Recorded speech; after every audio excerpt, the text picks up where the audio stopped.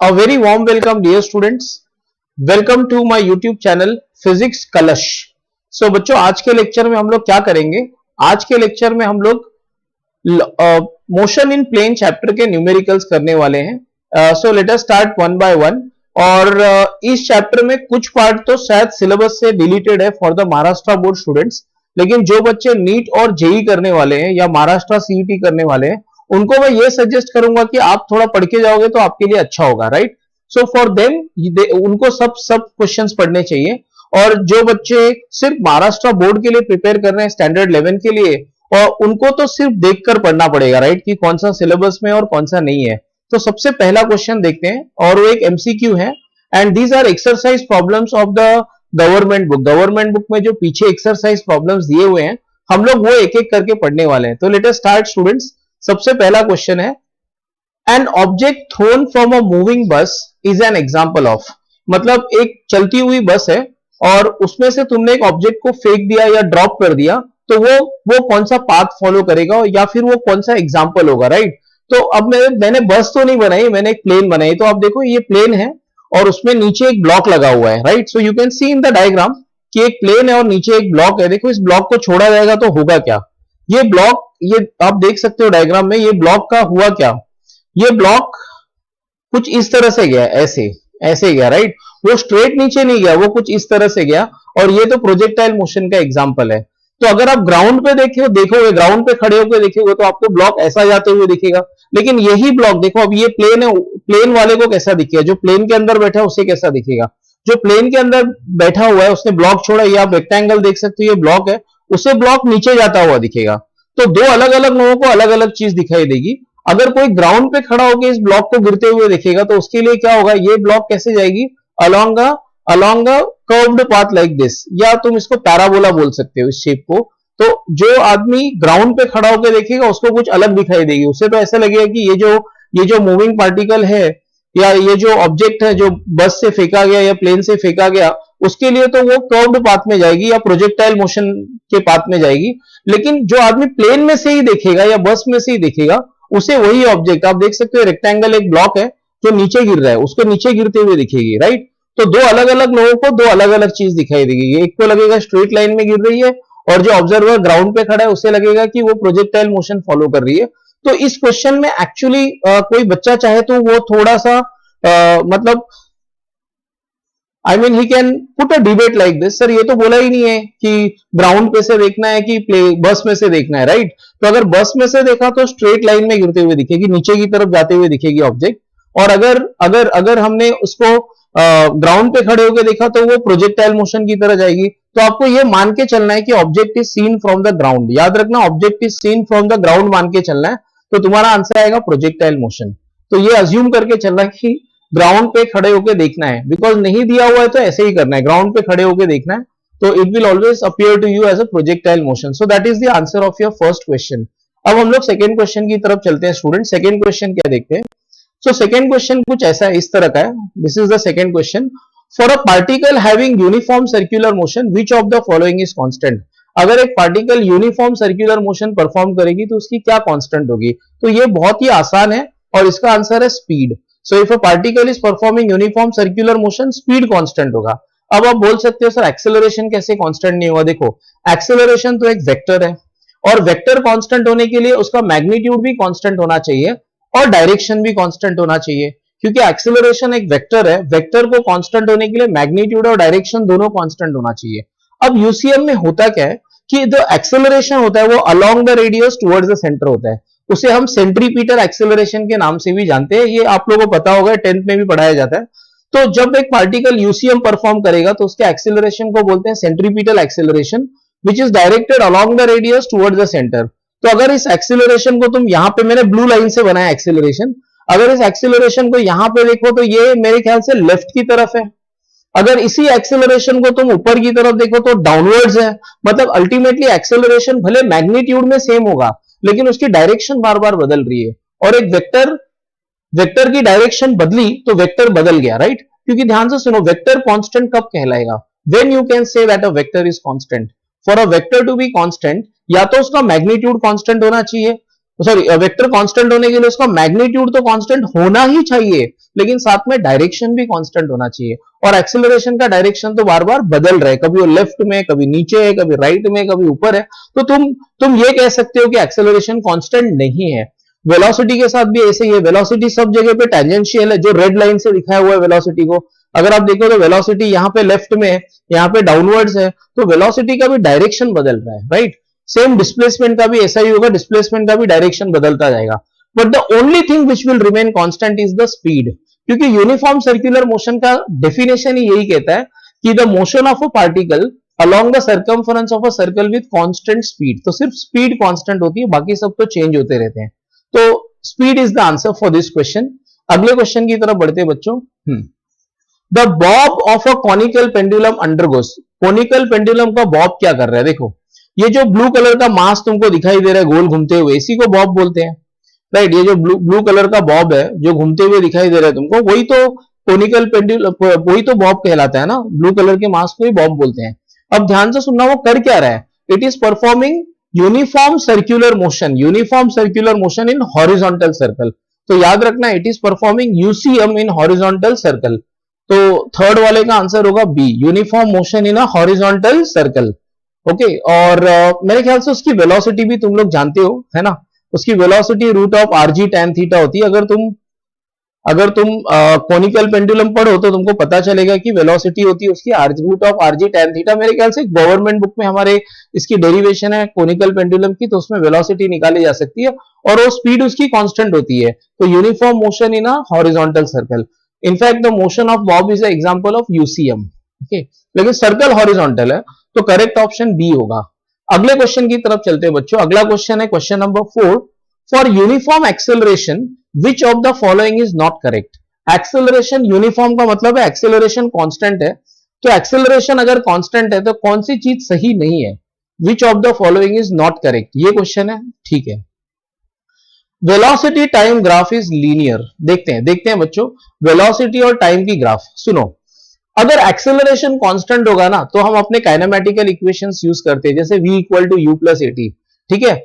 तो v equal to you plus at कब use किया जाता है, अगर एक्सेलरेशन कांस्टेंट हो। अब इन्होंने साफ साफ बोला है क्वेश्चन में कि एक्सेलरेशन यूनिफॉर्म है, यूनिफॉर्म मतलब एक्सेलरेशन कांस्टेंट है, और अगर एक्सेलरेशन कांस्टेंट है तो मैं इक्वेशन लिख सकता हूं v equal to you plus at. अब वाई एक्सिस पे कौन है, देखो वाई एक्सिस पे तो हमारा वेलोसिटी है, और एक्स एक्सिस पे कौन है, टाइम। वीटी ग्राफ का मतलब क्या होता है, वाई एक्सिस पे वेलोसिटी और एक्स एक्सिस पे टाइम। तो कुछ इस तरह से मैंने लिख दिया इसको। तो देखो v मतलब y बराबर है, वेलोसिटी मतलब y, और t मतलब x। तो अगर तुम इक्वेशन को ध्यान से देखो तो इक्वेशन कुछ इस तरह से दिखाई देता है, y is equal to m x plus c. ध्यान से सुनना, vt ग्राफ मतलब v होगा y एक्सिस पे और t होगा x एक्सिस पे। मतलब v हमारा y जैसा हो गया और t हमारा x जैसा हो गया। तो अगर तुम इक्वेशन को ध्यान से देखो तो तुमको कैसे दिखेगा, y is equal to m x plus c, और y is equal to m x plus c किसका इक्वेशन है, equation of a straight line which is not passing through the origin. Equation of a straight line जो origin से pass नहीं होता, right. तो एक y axis पे v है, x एक्सिस पे t है, मैंने लिख दिया ये। अब ध्यान से सुनना बच्चों, अब देखो तो m के जगह पे क्या आया, अगर कंपेयर करो y equal to m x plus c को और v equal to you plus a t को, तो m स्लोप के जगह पे क्या आया, a आया, a मतलब एक्सेलरेशन आया। तो ये तो सही है कि acceleration is the slope of the velocity time graph, मतलब सेकंड ऑप्शन करेक्ट है, acceleration is the slope of the velocity time graph. First वाला भी करेक्ट है, क्योंकि अगर equation y equal to m x plus c के form में आया तो इसका मतलब क्या है कि वीटी ग्राफ एक स्ट्रेट लाइन आएगा but not passing through the origin. अच्छा, ये तुम लोग को नॉलेज से याद रखना है, ये मेरे ख्याल से डिस्कस किया जाता है, ये नहीं आंसर है, sorry, this is not your answer. Okay, the area under the VT graph will give you displacement. The area under the VT graph will give you displacement. ये भी फिक्स्ड है, ये भी करेक्ट है कि area under the VT graph will give you displacement. Okay, तो गलत option तो सिर्फ यही है ना। अगर वेलोसिटी टाइम ग्राफ लीनियर है तो ऑब्वियस है कि वो नॉन लीनियर थोड़ी हो सकता है। तो तुम्हारा तो डायरेक्ट आंसर यही है बच्चों, ये तुम्हारा आंसर है कि velocity time graph non linear है, ये गलत ऑप्शन है। उन्होंने पूछा था कौन सा वाला ऑप्शन गलत है, तो गलत ऑप्शन यही है कि velocity time graph is non linear, right. तो इस तरह से हम फोर्थ क्वेश्चन भी बड़े आराम से कर सकते हैं। अब अगले क्वेश्चन की तरफ बढ़ते हैं बच्चों। ये if three particles A B and C have velocities va bar, vb bar and vc bar, which of the formula gives the relative velocity of A with respect to B, है ना। हमको क्या निकालना है, relative velocity of A with respect to B, और उसके लिए direct formula है बच्चों, relative velocity of A with respect to B. अगर ये निकालना है ना हम लोग को, relative velocity of A with respect to B, तो इसका आंसर सीधा आएगा वी ए बार माइनस वीबी बार। यही रिलेटिव वेलोसिटी का फॉर्मूला होता है। Relative velocity of first body with respect to second is velocity of first with respect to ground minus velocity of second with respect to ground. ठीक है, अब ground या ground ही मान लो, चलो। Okay, so velocity of A with respect to B is equal to velocity of A with respect to ground minus velocity of B with respect to ground. ठीक है, तो बच्चों इसका आंसर डायरेक्ट सी है। Okay, so not to worry about that, इस question का answer directly C है, इसमें कोई ज्यादा मेहनत करने की जरूरत नहीं है। बस डायरेक्ट फॉर्मूला याद रखना है कि रिलेटिव वेलोसिटी का मतलब होगा subtraction of the two velocities. चलो बच्चों अगला क्वेश्चन सॉल्व करते हैं, नेक्स्ट क्वेश्चन की तरफ चलते हैं। अब ये क्वेश्चन बहुत मजेदार है, एकदम ध्यान से देखना, एकदम आराम से करेंगे, don't worry about that. An aeroplane has a run of 500 metre, मतलब 500 मीटर जाने के बाद वो उड़ेगा। An aeroplane has run of 500 metre to take off from the runway. It starts from the rest. Starts from rest का मतलब क्या होता है कि उसकी इनिशियल वेलोसिटी 0 है। तो एक प्लेन बना लेते हैं। Okay, let us draw plane. तो कुछ इस तरह से प्लेन बना लेते हैं, और याद रखना इसकी इनिशियल वेलोसिटी 0 है, u0 है इसकी। ठीक है, अच्छा।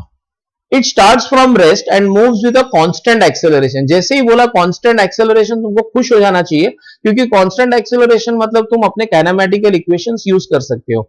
और तुम्हारे काइनेमेटिकल इक्वेशंस क्या क्या होते हैं, v equal to you plus A T, S equal to U T plus half A T square, और v square is equal to U square plus 2as। तो याद रखना ये काइनेमेटिकल इक्वेशन सिर्फ तब यूज किए जा सकते हैं अगर वेलोसिटी कांस्टेंट हो तो, राइट। तो इसका इनिशियल वेलोसिटी 0 दी हुई है। It starts from rest and moves with a constant acceleration to cover the runway in 30 seconds. मतलब वो 500 मीटर की दूरी जाने में, देखो वो टेक ऑफ करने वाली है, राइट, ऐसे उड़ने वाली है। और ये टोटल डिस्टेंस कितना इसने ट्रैवल किया, देखो 500 मीटर, 500 मीटर, और कितने टाइम में किया, 30 सेकंड्स में। और हमको क्या निकालना है बच्चों, एक्सेलरेशन निकालना है, करेक्ट है। What is the velocity, sorry velocity, final velocity निकालना है, एक्सेलरेशन नहीं निकालना है, एक्सेलरेशन कांस्टेंट है। डायरेक्ट फॉर्मूला है बच्चों, s is equal to u plus v by 2 into T. मैं लिख देता हूं, s is equal to u plus v by 2 into T. ये डायरेक्ट फॉर्मूला है, राइट। डायरेक्ट फॉर्मूला, इसमें एक्सेलरेशन की जरूरत ही नहीं पड़ेगी हमको, और हमको एक्सेलरेशन ढूंढना भी नहीं, हमको तो v निकालना है। तो मैं टर्म्स को थोड़ा सा रीअरेंज कर देता हूं, क्रॉस मल्टीप्लाई कर लेता हूं, बराबर है। फिर ये t है ना, मैं इसको लेफ्ट में ले जाऊंगा तो नीचे चला जाएगा, देखो, ठीक है। अब उसके बाद में तुमको v ढूंढना है, तो v इज इक्वल टू कुछ ऐसा एक्सप्रेशन आ जाएगा, करेक्ट है। अब बस वैल्यू सब्स्टिट्यूट कर दो, आंसर तो आएगा ही बच्चों, है ना। वैल्यू सब्स्टिट्यूट कर दो, u 0 है, s हम जानते हैं 500 है, टाइम हमको 30 दिया हुआ है, सब्स्टिट्यूट कर लो, आंसर 33.3 मीटर पर सेकेंड आएगा। अब कुछ बच्चे मुझे बोल सकते हैं कि सर आपका तो आंसर मीटर पर सेकेंड में आया, लेकिन गवर्नमेंट बुक ने तो आंसर दिया है किलोमीटर पर आवर में, बराबर है। तो ऐसा कोई करने कोई जरूरत नहीं है, ऐसे कोई जरूरत नहीं है। क्वेश्चन में कहां बोला हुआ है, मुझे एक बात बताओ बच्चों, क्वेश्चन में कहां बोला हुआ है कि तुमको आंसर किलोमीटर पर आवर में निकालना है? तो तुम आंसर मीटर पर सेकंड में निकाल के छोड़ सकते हो। अगर तुम्हारी बड़ी इच्छा हो रही है कि नहीं सर मैं तो किलोमीटर पर आवर में ही चाहता हूं, हाँ मुझे आप किलोमीटर पर आवर में निकाल के दो, तो बड़ा आसान है बच्चों, देखो मैं बता देता हूं, मैं यहां लिख देता हूं, सुनो। तुम्हारा v का आंसर आया था 100 ना, 100/3 मीटर पर सेकेंड, देखो 100/3 ना, इसको सिर्फ एक काम करना है 18/5 से मल्टीप्लाई कर लेना। 18/5 से मल्टीप्लाई करने पे आंसर किलोमीटर पर आवर में आ जाएगा। अब करके देख लो, यही आंसर आएगा, राइट, 120। एक बार चेक कर लो क्या, हाँ यही आता है 120। तो कभी भी तुमको मीटर पर सेकेंड को किलोमीटर पर आवर में कन्वर्ट करना हो तो you have to multiply with what, 18/5। ऐसा करने का इस सब में कोई जरूरत नहीं था, तुम आंसर 33.3 मीटर पर सेकेंड में छोड़ सकते हो और वो राइट ही माना जाएगा, वो गलत नहीं होगा, वो एब्सोल्युटली राइट होगा। तो इस बात की बिल्कुल टेंशन मत लेना कि गवर्नमेंट बुक ने 120 किलोमीटर पर आवर में दिया है तो क्या हमको भी ऐसे ही करना है, not necessary, not needed, not required. Okay, आगे बढ़ते हैं बच्चों क्वेश्चन नंबर 2 की तरफ। A car moving along a straight road with a speed of 120 kilometre per hour. अब देखो ये किलोमीटर पर आवर में है ना, तो तुमको इसको मीटर पर सेकेंड में कन्वर्ट करना पड़ेगा, क्योंकि ऐसा यूनिट किलोमीटर पर आवर नहीं है ना, ऐसा यूनिट तो मीटर पर सेकेंड है। तो ये किलोमीटर पर आवर में दिया हुआ है तो तुमको इसको मीटर पर सेकेंड में कन्वर्ट करना ही चाहिए। ओके, तो इनिशियल वेलोसिटी देखो, ये कार है और कार की इनिशियल वेलोसिटी मुझे दी है 120 किलोमीटर पर आवर। अब हम लोग को क्या करना है, इसको मीटर पर सेकेंड में करना है, तो 5/18 से मल्टीप्लाई कर लो।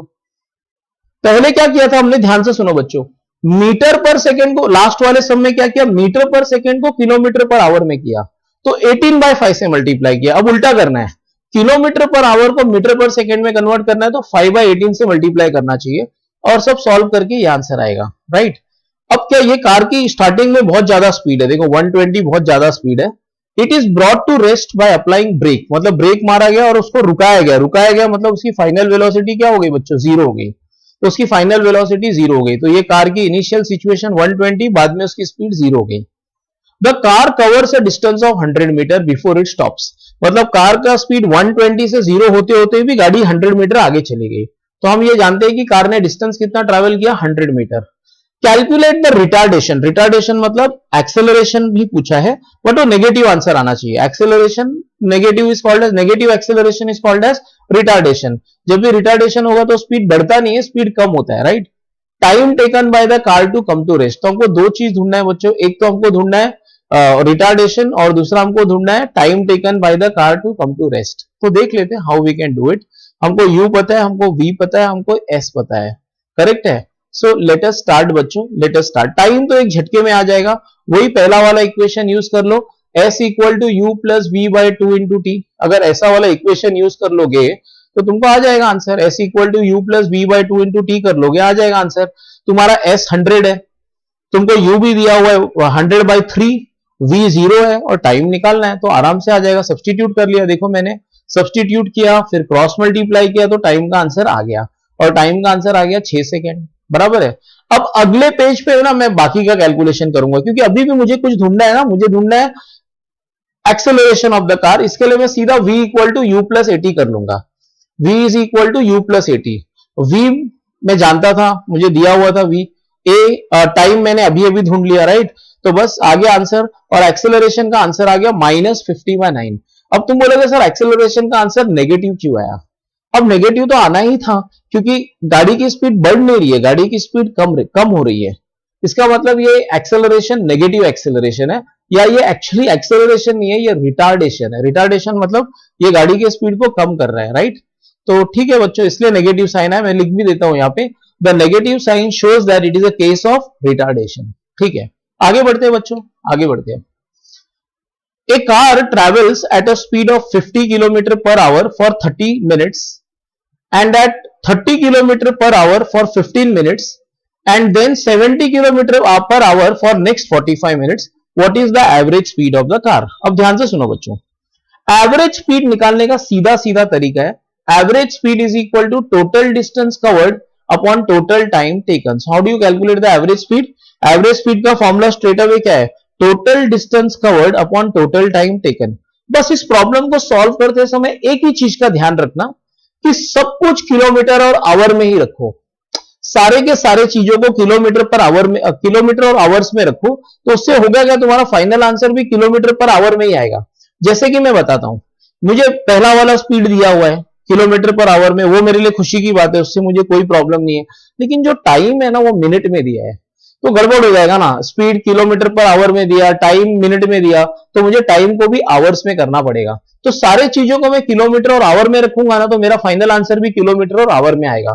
तो बच्चों मैं पहले डेटा लिख लेता हूं, राइट। डेटा मतलब पहले v1 v2 ये सब लिख लेते हैं, राइट। तो v1 कितना, देखो बच्चों, v1 दिया हुआ है 50, हाँ, और v2 दिया हुआ है 30, और v3 दिया है 70, और जो टाइम था ना 30 मिनट्स, देखो मैंने क्या किया, 30 मिनट्स को आवर में कैसे कन्वर्ट करोगे, डिवाइड कर लो 60 से, तो हाफ हो गया। 15 मिनट को कैसे आवर्स में कन्वर्ट कर लोगे, डिवाइड कर लो 60 से, तो वो भी 1/4 ऑफ आवर हो गया। और t3 45 मिनट्स दिया था, उसको भी 60 से डिवाइड कर लिया, तो वो 3/4 आवर हो गया। तो मेरे ख्याल से सारे बच्चों को समझ में आ गया होगा मैंने क्या किया। मैंने ये किया कि या तो सारे चीजों को तुम मिनट में ही रख लो, या सारे चीजों को आवर्स में रख लो। मैंने सब टाइम को आवर्स में कन्वर्ट कर लिया। तो अब एक बात तो पक्का है कि मेरी फाइनल आंसर जो मुझे आएगी, that will be also in kilometre per our. चलो स्टार्ट कर देते हैं बच्चों, स्टार्ट करते हैं सम। तो मुझे तो एवरेज स्पीड निकालना है, वी एवरेज, और वी एवरेज का सीधा फॉर्मूला है total distance covered upon total time taken, right. So total distance covered upon total time taken, ये फॉर्मूला है एवरेज स्पीड का। अब टोटल डिस्टेंस कवर्ड देखो, हर बार स्पीड अलग अलग होगी तो डिस्टेंस कवर्ड अलग होगा।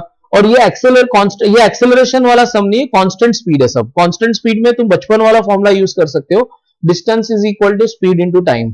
तो पहले मैं ये तीन अलग अलग स्पीड में चला ना, अलग अलग टाइम में, तो मैं डिस्टेंस को S1 S2 S3 लिख देता हूं। तो डिस्टेंस कितना कवर किया, पहले पहले स्पीड जब 50 था तो S1, second time S2, second time S3 divided by time taken T1 plus T2 plus T3। अब मैंने बोला क्योंकि इस केस में एक्सेलरेशन हो ही नहीं रहा है, तो मैं लिख देता हूं distance is equal to speed into time.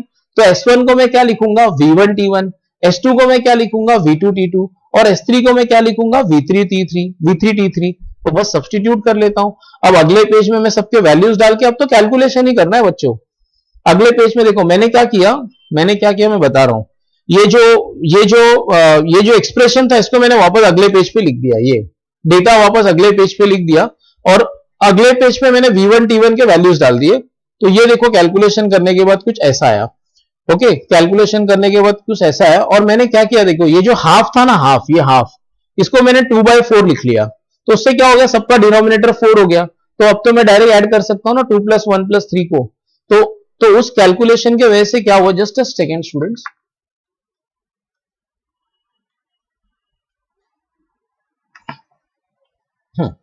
तो उस कैलकुलेशन की वजह से क्या हुआ स्टूडेंट्स, देखो उसकी वजह से हुआ ये कि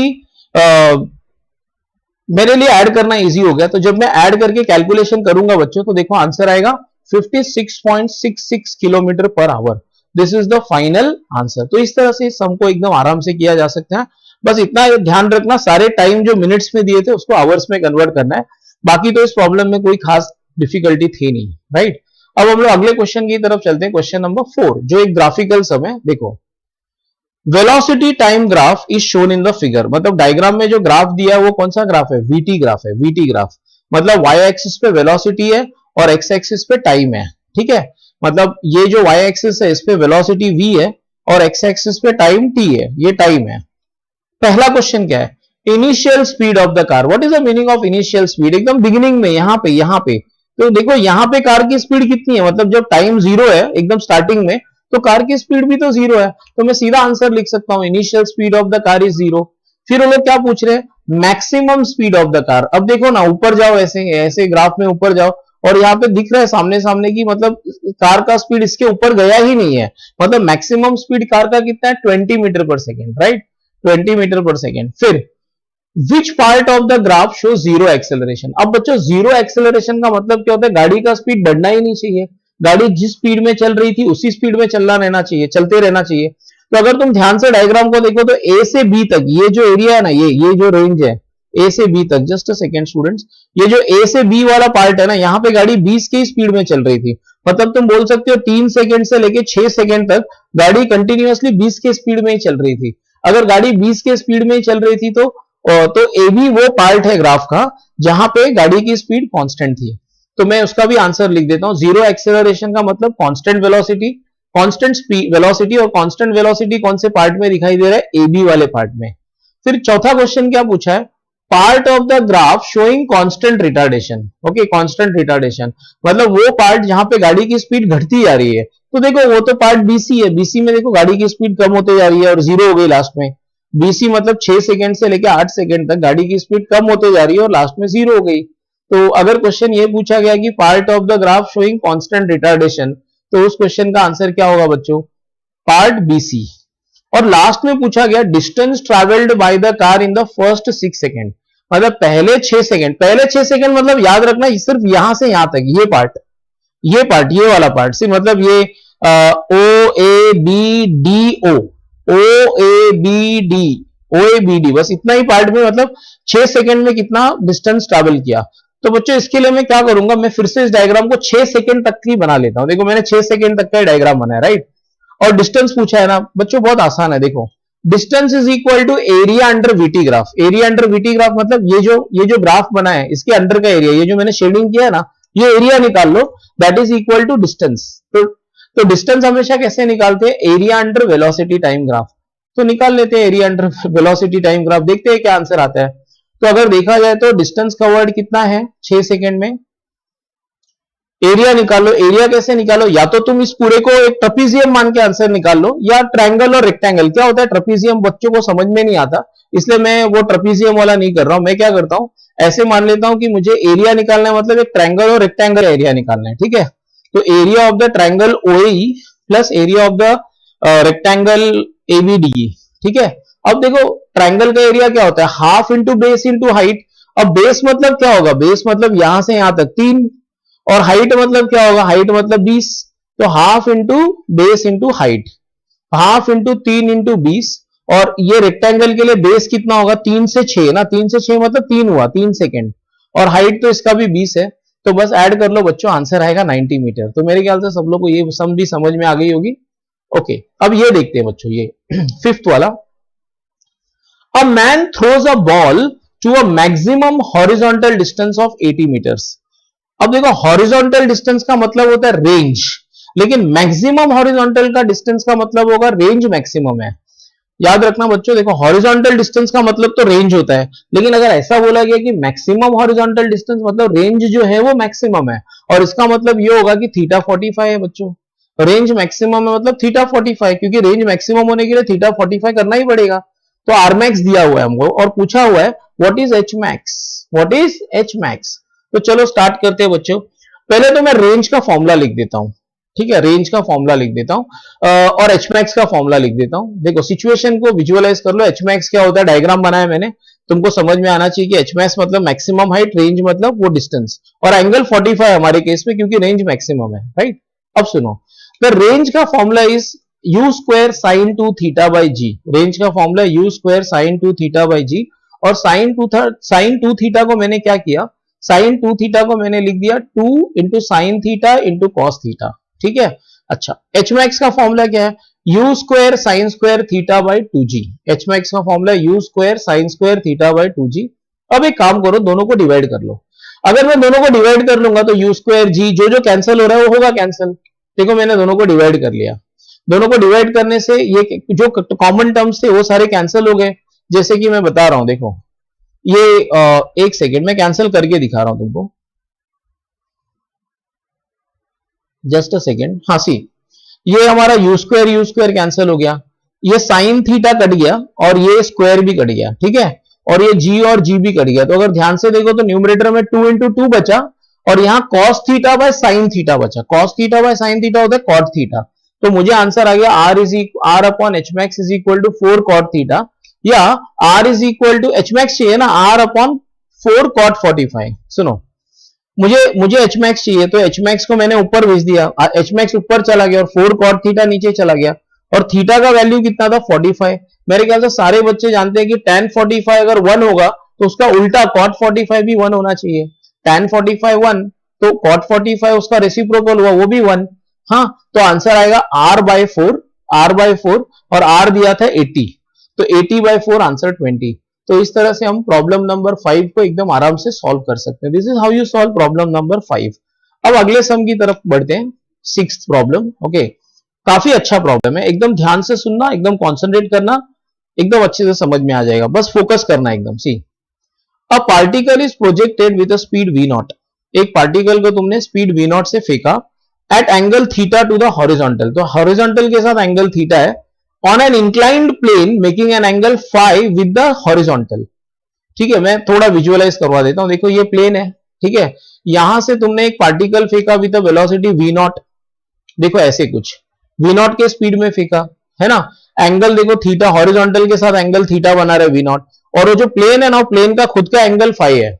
ये जो प्लेन है ना, इस प्लेन का खुद का एंगल कितना है, फाई है। देखो ये जो प्लेन है ना ब्लू कलर का, इसका एंगल 5 है, और तुम प्रोजेक्टाइल को थीटा एंगल से फेंक रहे हो विद रिस्पेक्ट टू हॉरिजॉन्टल, ये याद रखना, ठीक है। अच्छा, तो एक्चुअली तुम्हारा प्रोजेक्टाइल जाएगा कैसा, देखो वो तो जाना चाहता है ऐसे ही जैसे हमेशा जाता है, ऐसे यू शेप में, राइट, या ए शेप में, बट यहां पे वो कंप्लीट नहीं कर पाएगा, क्योंकि यहां से यहां तक आने के बाद वो यहां पे गिर जाएगा, तो यहां पे उसकी कहानी खत्म हो जाएगी। This is the final point, या इसके नीचे नहीं गिर सकता ना। और हाँ ठीक है, find the range, find the range. चलो बच्चों स्टार्ट करते हैं।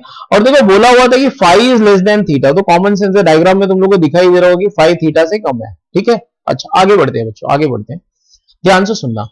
रेंज मतलब क्या होगा, देखो इस केस में रेंज मतलब ये वाला डिस्टेंस, देखो ये दिख रहा है तुम लोग को, ये रेड कलर में मैंने बनाया डिस्टेंस, ये डिस्टेंस को रेंज बोलेंगे। जनरली रेंज हमेशा हॉरिजॉन्टल होता था, यहाँ पे रेंज ऐसा थोड़ा टेढ़ा है, और वो तुमको ढूंढना है कितना है रेंज, राइट। अच्छा, और सुनो बच्चों, एक्स और वाई एक्सिस बना लेता हूं। देखो ये एक्स और वाई एक्सिस मैंने बना लिया, एक्स और वाई एक्सिस बना लिया, ठीक है। Okay, so I have written X axis and Y axis. आगे सुनो, थोड़ा सा ट्रिग्नोमेट्री यूज करोगे ना बच्चों, थोड़ा सा ट्रिग्नोमेट्री यूज करोगे तो तुमको और दो डिस्टेंसेस मिल जाएंगे। देखो R sine five by trigonometry अगर ये आर है ना बच्चों, तो ये होगा आर साइन फाइव और ये होगा आर कॉस फाइव। मतलब ये जो पॉइंट है ना, ये जो पॉइंट, इस पॉइंट का एक्स कोऑर्डिनेट देखो, एक्स कोऑर्डिनेट मतलब ये वाला डिस्टेंस आर कॉस फाइव, और ये जो लास्ट वाला पॉइंट है ना, इसका कोऑर्डिनेट होगा, इसका वाई कोऑर्डिनेट होगा आर साइन फाइव। तो मैंने उसके कोऑर्डिनेट्स निकाल लिए, किसके, लास्ट वाले पॉइंट के, जहां पे पार्टिकल गिरा लास्ट में, राइट। अब बच्चों ये सम एकदम सिंपल है, अब विश्वास करो ये सम एकदम सिंपल है। तुमको आर निकालना है और ये सम एकदम सिंपल है अब। तो तुमको मेहनत सिर्फ किस में करना था, तुमको ये आइडेंटिफाई करना है कि इस केस में रेंज मतलब हॉरिजॉन्टल डिस्टेंस नहीं होगा, ये होगा रेंज, यहां से यहां तक का डिस्टेंस रेंज होगा, ये रेंज होगा, ये रेंज होगा, ठीक है। अच्छा, उसके बाद में बाय ट्रिग्नोमेट्री ये फाइव वाले एंगल के सामने वाला साइड क्या होगा, हाइपोटेनस तो आर हो गया, तो ये होगा आर साइन फाइव और एडजेसेंट वाला आर कॉस फाइव, ठीक है। और इस पॉइंट के कोऑर्डिनेट्स मुझे मिल गए, मतलब ये जो पाथ है ना प्रोजेक्टाइल का, ये प्रोजेक्टाइल का जो पाथ है, इसके फाइनल पॉइंट के कोऑर्डिनेट्स मुझे मिल गए, R cos five, R sine five. और बच्चों विश्वास करो अब ये सब एकदम सिंपल है। देखो इक्वेशन ऑफ प्रोजेक्टाइल मोशन हम जानते हैं, प्रोजेक्टाइल मोशन के एक्स और वाई कोऑर्डिनेट का रिश्ता हम जानते हैं। What is that, y is equal to X tan theta minus G X square divided by 2 U square cos square theta. बहुत बड़ा हो गया क्या, मतलब मैं कुछ ज्यादा बड़ा इक्वेशन बोल के, देख लो ये बुक में है, ये बुक में है, यही तो इक्वेशन है प्रोजेक्टाइल मोशन का। तो प्रोजेक्टाइल मोशन के y और x कोऑर्डिनेट के बीच का रिश्ता क्या होता है, y is equal to X tan theta minus G X square divided by 2 V naught, U के जगह वी नॉट लिखा मैंने क्योंकि यहाँ पे वेलोसिटी को वी नॉट बोला गया है, V naught square cos square theta. और बच्चों अब कुछ करना ही नहीं है, कुछ करना ही नहीं है।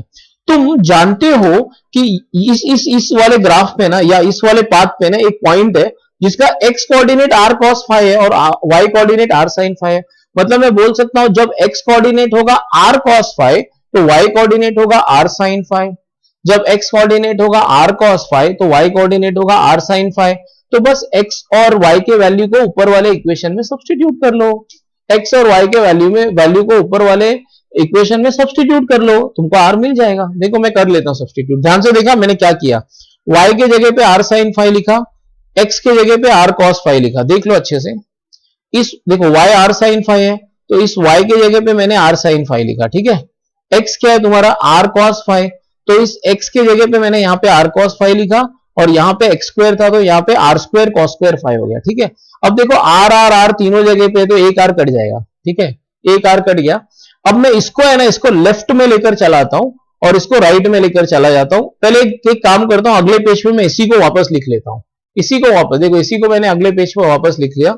ये जो माइनस वाला टर्म है इसको मैं लेफ्ट में ले जाऊंगा और राइट वाले इस टर्म को मैं राइट में ले जाऊंगा, तो देखो कुछ ऐसे दिखेगा, बराबर है। अब एक काम करते हैं, मुझे r चाहिए ना, r को यहीं छोड़ देता हूं लेफ्ट में, बाकी सारे टर्म्स को मैं राइट में लेकर चला जाता हूं। r को यहीं पे छोड़ देता हूं, बाकी सारे टर्म्स को राइट में लेकर चला जाता हूं। और अगर मैं ऐसे करूंगा तो कुछ इस तरह से दिखेगा, देखो इक्वेशन। और यहां पे मैंने क्या कर लिया बच्चों, मैंने क्रॉस मल्टीप्लाई कर लिया, मतलब ये साइन थीटा कॉस फाइव, ये कॉस थीटा को ऊपर ले लिया ऐसे, और ये इक्वेशन आ गया। अब देखो इधर एक नीचे कॉस थीटा और ये कॉस स्क्वायर थीटा, तो ये भी कटेंगे, ये भी कटेंगे। और इसको ध्यान से देखो, ये क्या हो गया, साइन ए, पहले इसको काट लेते हैं कॉस को, ठीक है। अब देखो ये हो गया sine A cos B minus cos A sine B, sine A cos B minus cos A sine B क्या होगा, sine of A minus B, तो ये हो गया sine of A minus B या साइन थीटा माइनस फाइव, आ गया answer. अच्छा एक मिनट में फॉर्मूला भी लिख देता हूं, डोंट वरी, ये लो, sine of A minus B is equal to sine theta sine A cos B minus cos A sine B, और देखो ये आ गया आंसर, यही हमको निकालना था, ये रेंज का एक आंसर है, right. So I hope this video was helpful to you, और इसका अगला पार्ट मैं 2-3 दिन में अपलोड कर दूंगा, डोंट वरी, मतलब इसके आगे के न्यूमेरिकल्स लॉग कैलकुलेशन के साथ होंगे, डोंट वरी। सो इसलिए टाइम लगता है थोड़ा बनाने में video, and thank you for watching this video, do subscribe the channel and share the video with your friends. Thank you students, bye.